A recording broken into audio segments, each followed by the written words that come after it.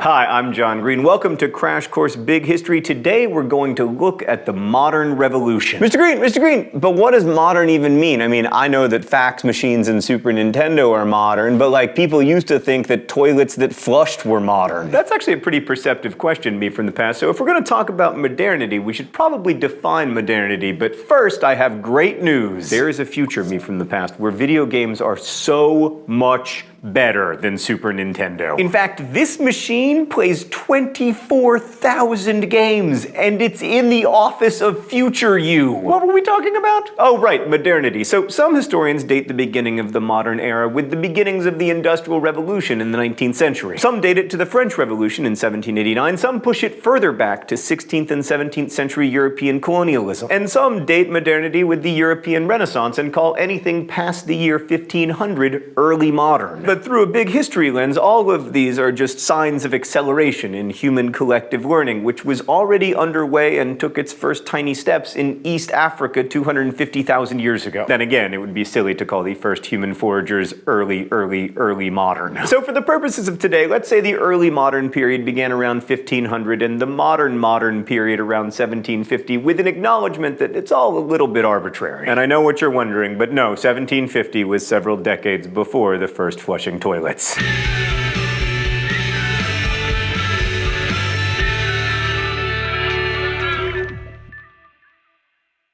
So last week we looked at how collective learning, which relies on population numbers and connectivity to produce new ideas, grew by leaps and bounds with the introduction of agriculture. By the year 1400, the human population had advanced magnificently, but the world was still divided into four isolated world zones: the Americas, Australasia, the Pacific, and Afro-Eurasia. From a big history perspective, what makes the European explorations worthy of a place in an episode called Modern Revolution is that they eventually united all four world zones into a global system. An increasingly connected network of potential innovators was great for collective learning. But why did the Europeans feel so motivated to expand? Well, a lot of reasons. One, Ottoman dominance of overland trade routes with Asia, particularly after the conquest of Constantinople in 1453, made Europeans seek alternative routes to the populous and rich lands of the East. Two, European states were fairly small compared to some of the vast empires of Asia and needed to compete for more resources to fuel their almost constant wars. And three, the fruits of exploration undoubtedly had positive effects, whether it be the many advanced inventions and consumer goods imported from China, or the spices of India and Indonesia, or crops from the Americas. That last one should not be underestimated. Crops like the potato, which earned the nickname ready-made bread because it was easy to prepare, combined with maize and squashes and tomatoes and various yams, allowed farms in Europe to support more people. This was also good for Asia, where those crops were introduced in the 17th century. And let us not forget about the vast amounts of silver that the Spanish acquired from the Americas, or the many cotton, tobacco, and sugar farms that Europeans bolstered their economies with. The unification of the world zones also had many negative effects. For instance, it was terrible for people who worked on those cotton and tobacco and sugar farms. Europeans increasingly relied on African slaves, the first of whom were granted to the Portuguese by African rulers, and then, several centuries of horror ensued, with an incomprehensible number of African slaves dying in the appalling conditions of the Atlantic crossing. Life was also pretty miserable for the slaves that survived the journey and generations of their descendants. Also, because Afro-Eurasia was a modestly connected, thriving cesspool of disease, Europeans had developed many immunities. When they started arriving in the previously isolated Americas in the late 1400s and 1500s, the indigenous inhabitants had no immunity to those diseases. This resulted in one of the most horrific events in human history. A cocktail of various European diseases, most notably smallpox, killed off an estimated 50 million people in the Americas in little over a century. A similar tragedy played itself out in Australia when Europeans started arriving there in the 18th century. Now, along with all this horrific stuff, the unification of the world zones was nevertheless a good thing for collective learning, which would eventually prove our salvation in many ways. And this global system continues to increase in complexity and connectivity today, which is why people can now look at this on their smartphone. Anyway, the unification of the world zones did not in itself lead to a breakthrough in the way humans harvested matter and energy. The last major shift happened with the arrival of agriculture 10,000 years prior. The colonizing European societies of the 16th, 17th, and 18th centuries remained agrarian. But the explorations did allow for a network of exchange that eventually did lead to a major breakthrough in how humans harnessed more energy and produced more and more cultural complexity.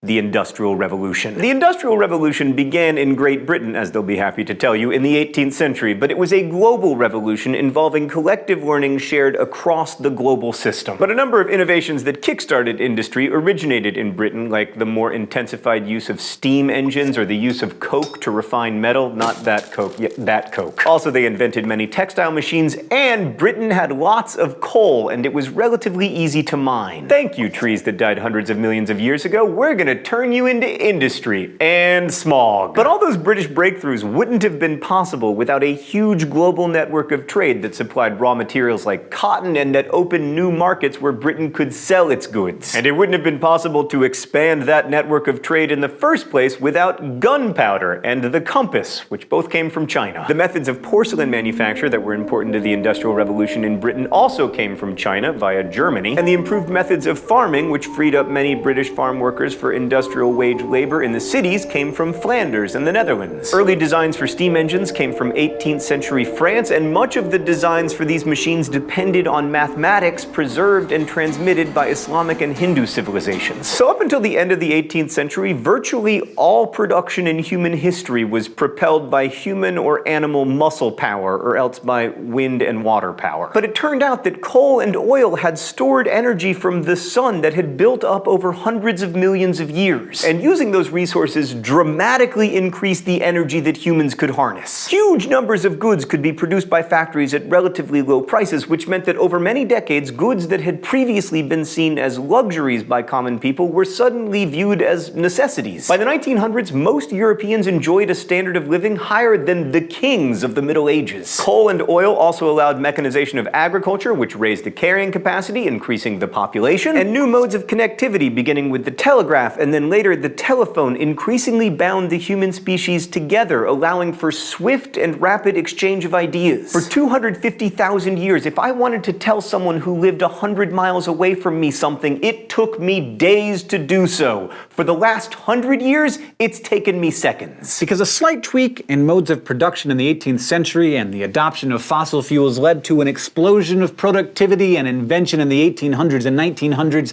people often compare the Industrial Revolution to the Cambrian explosion about 540 million years ago. Remember, when a new skill or trait opens up new ways or niches to extract energy from the environment, evolutionary change can proceed very quickly. In the Cambrian explosion, that evolutionary change was biological. In the Industrial Revolution, that increased pace of change was cultural. Consider bike design. In the 1800s, there were many different designs for bikes, some of which look amazingly, terrifyingly unsafe. In the beginning of innovations for bicycles, a huge number of designs filled all of the available niches. Eventually, those designs started competing with each other, and a few forms won out. You got the road bike and the mountain bike and the BMX bike, just a little bit different variations of the same thing. Another example is the adaptive radiation of electronics. Take a look at all the stuff you needed in the 1980s to do what your average cell phone can do today, and that was only a few decades ago. Many new ideas sparked an increase in the human standard of living and the complexity of societies in tons of different ways.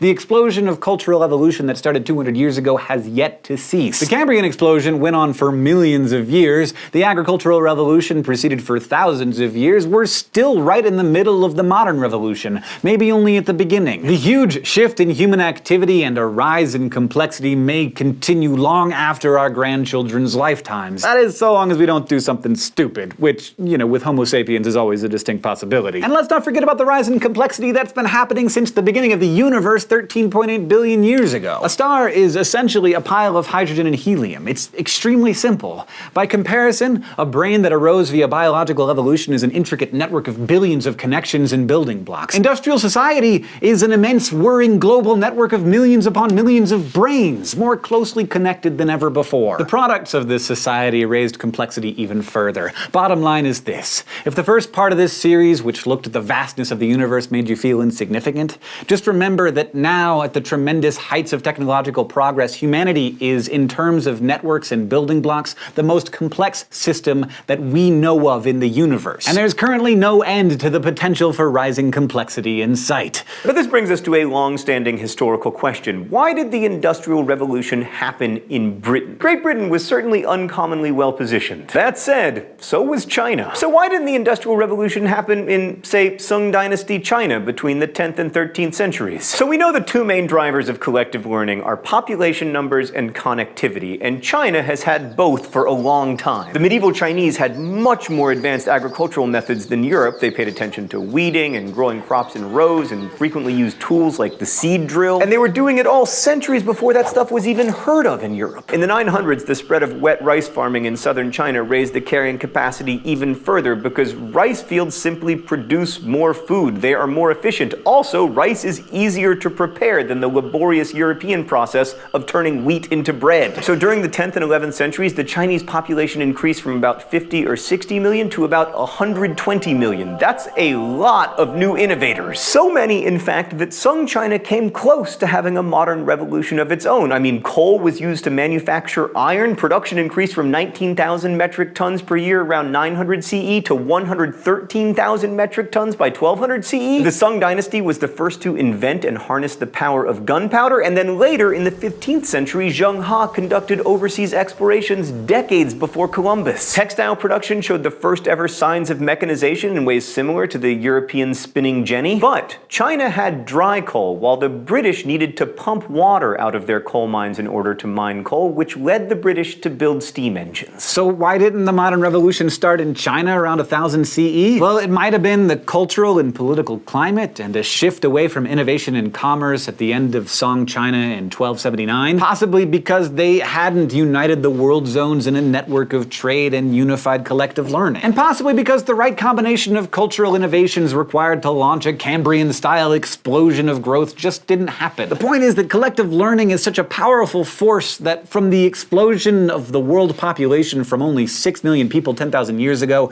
to 954 million by the end of the agrarian era, the right combination of ideas that led to the industrial explosion might have happened almost anywhere. So long as there are brains to think and exchange ideas, so long as there are energy flows on the earth, humanity has a tremendous potential for rising complexity. The modern revolution was accompanied by explosive growth in human population. It took 250,000 years for humanity to achieve its first billion people. By 1900, the world's population was 1.6 billion. Today, there are over 7 billion potential innovators who are now connected by the lightning speed of the internet, and collective learning is more powerful than ever. Humans now have unprecedented control and power over the Earth's biosphere, which has prompted some scientists and scholars to claim that the Holocene is over, and we now stand on the threshold of a new era, the Anthropocene. During this age, we may continue to raise complexity in our little pocket of the universe to wondrous new levels, hopefully to the growing benefit of all humans rather than just a privileged few. Thanks to collective learning, our potential is awesome, unless, that is, we hit a wall,